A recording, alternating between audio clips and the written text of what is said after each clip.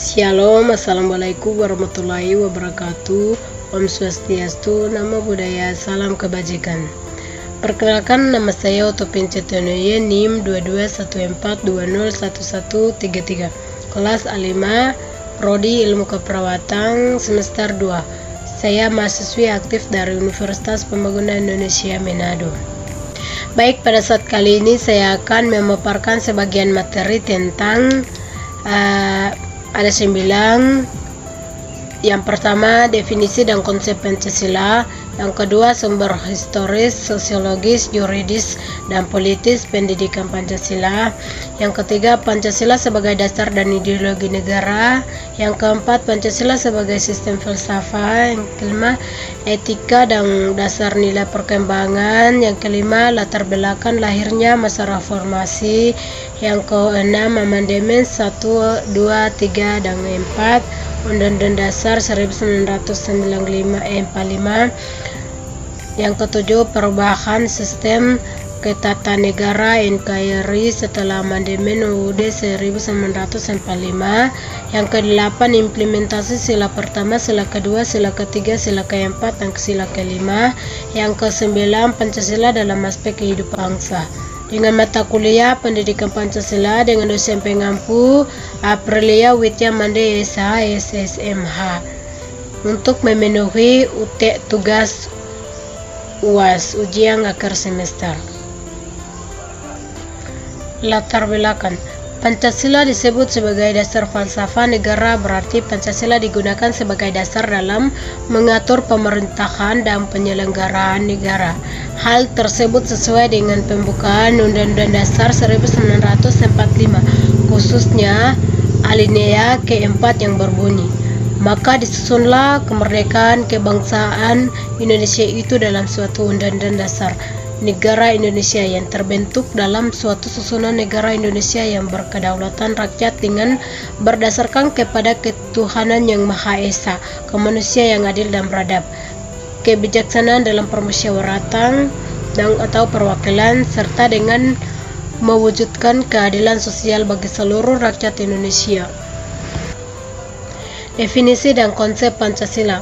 Pancasila adalah dasar falsafah negara Indonesia, sehingga dapat diambil kesimpulan bahwa Pancasila merupakan dasar falsafah dan ideologi negara yang diharapkan menjadi pandangan hidup bangsa Indonesia sebagai pemersatu, lambang persatuan dan kesatuan, serta sebagai pertahanan bangsa Indonesia dan negara Indonesia.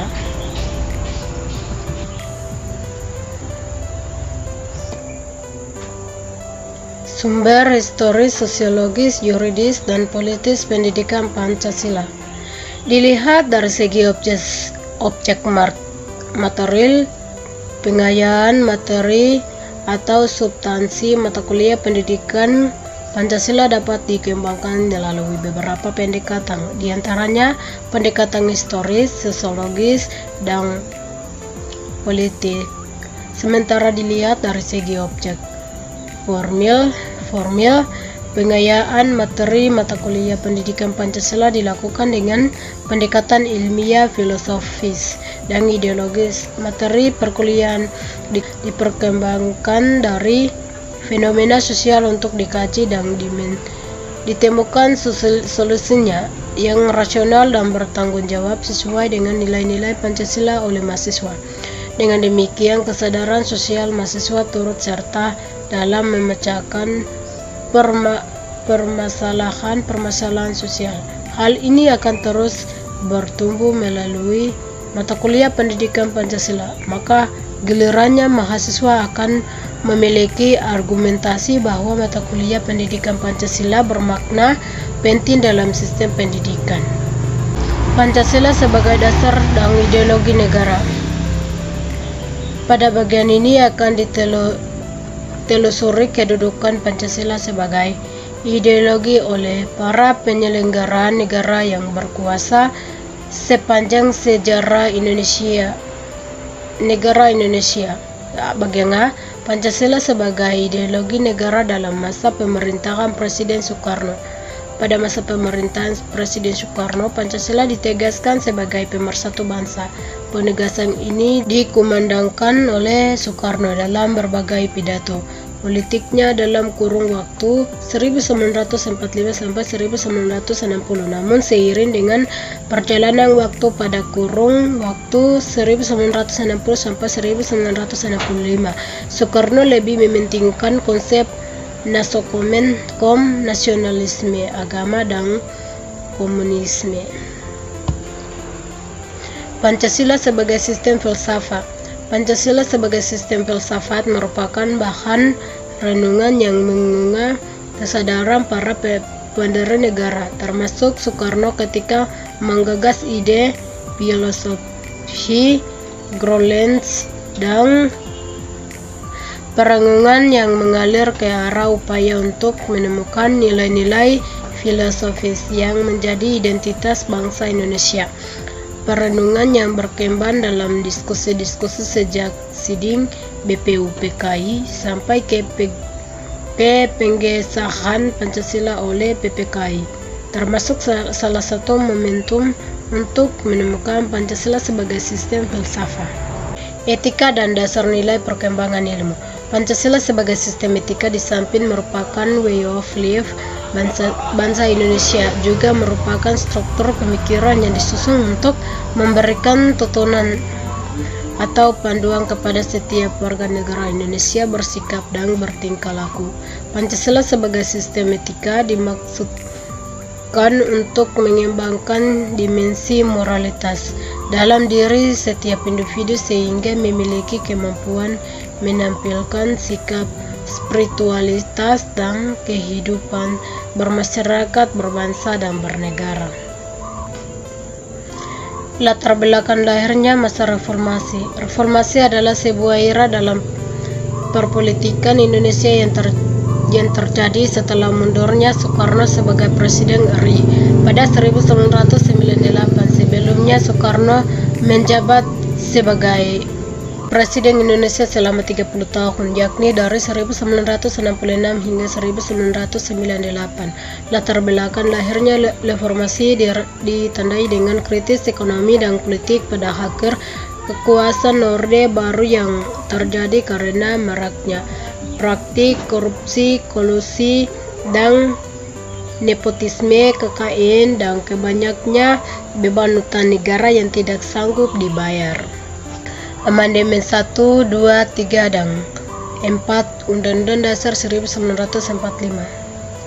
Pada 17 Agustus tahun 1945, Indonesia memproklamasikan kemerdekaannya. Pada sidang pleno Panitia Persiapan Kemerdekaan Indonesia PPKI menetapkan Undang-Undang Dasar 1945 sebagai Konstitusi Republik Indonesia dan memiliki Soekarno dan Hatta sebagai Presiden dan Wakil Presiden Republik Indonesia yang pertama. Setelah sekian lama dalam perjalanan, Undang-Undang Dasar 1945 mengalami pergantian dengan Undang-Undang Dasar Republik Indonesia Serikat Undang-Undang RIS dan tak berlang berapa lama Konstitusi Republik Indonesia kembali mendapat ujian dengan pengganti dengan Undang-Undang Dasar Sementara UUDS. Setelah beberapa bulan Presiden mengeluarkan dekret Presiden yaitu 5 Juli 1949, yang mana si dekret itu kembali ke UUD 1945 sampai pergantian Presiden Indonesia pertama sampai Presiden Indonesia yang kedua. UUD 1945 tetap berdiri kokoh. Implementasi sila pertama, sila kedua, sila ketiga, sila keempat, dan sila kelima. Implementasi nilai-nilai pendidik Pancasila dalam kehidupan bermasyarakat, berbangsa, dan bernegara diupayakan agar tidak mengakibatkan perpecahan yang merugikan setiap orang, bahkan dapat merugikan negara Indonesia. Pancasila sebagai ideologi bangsa terdapat nilai-nilai yang bisa diaktualisasikan dalam kehidupan sekitar. Tanpa nilai-nilai Pancasila tersebut, masyarakat Indonesia tidak akan memiliki pandangan atau pedoman untuk menjalankan kehidupan berbangsa dan bernegara di dalam negara yang memiliki kebudayaan beragama. Sila pertama, ketuhanan yang Maha Esa, mengandung nilai yang luhur dalam kaitannya dengan ketuhanan, keagamaan, keadilan, dan kenegaraan. Penerapan dalam sila pertama Pancasila dapat dilakukan dengan menghormati setiap perbedaan, yaitu perbedaan keyakinan yang beragama antar masyarakat, membina kerukunan hidup antar masyarakat yang memiliki perbedaan agama dan keyakinan, tidak memaksa suatu keyakinan atau agama kepada orang lain, dan menumbuhkan sikap saling toleransi antar umat beragama. Pancasila dalam aspek kehidupan bangsa. Sejarah munculnya Pancasila hingga pemanfaatan fungsi Pancasila di seluruh aspek kehidupan. Pancasila sendiri merupakan sebuah ideologi kokoh di Indonesia di mana apapun aktivitas kehidupan masyarakat berpedoman kepada Pancasila, terutama saat berhubungan dengan antara manusia yang berbeda-beda suku, ras, dan agama. Maka dari itu Pancasila mampu menjadi alat pemersatu bangsa, berbangsa, dan bernegara. Tak hanya itu saja, Pancasila juga bisa menjadi dapat moral yang normal dan tolak ukur tentang baik dan buruk, benar dan salah, sikap dan perbuatan, dan tingkah laku bangsa Indonesia. Terima kasih dari presentasi saya mengucapkan terima kasih banyak. Video ini bisa bermanfaat bagi kita semua. Bagi Anda yang sudah lulus SMK atau SMA, mari bergabung bersama kami di Kampus Universitas Pembangunan Indonesia Manado. Kampus kita mempunyai ada 6 fakultas. Yang pertama, Fakultas Keperawatan, yang kedua, Fakultas Pertanian, yang ketiga, Fakultas Ilmu Sosial dan Politik, yang keempat, Fakultas Hukum, yang kelima, Fakultas Teknik, yang keenam, Fakultas Sastra. Jika Anda masih bingung tempat kuliah, kami akan menunggu di Kampus Center Cinta Universitas Pembangunan Indonesia Manado. Terima kasih.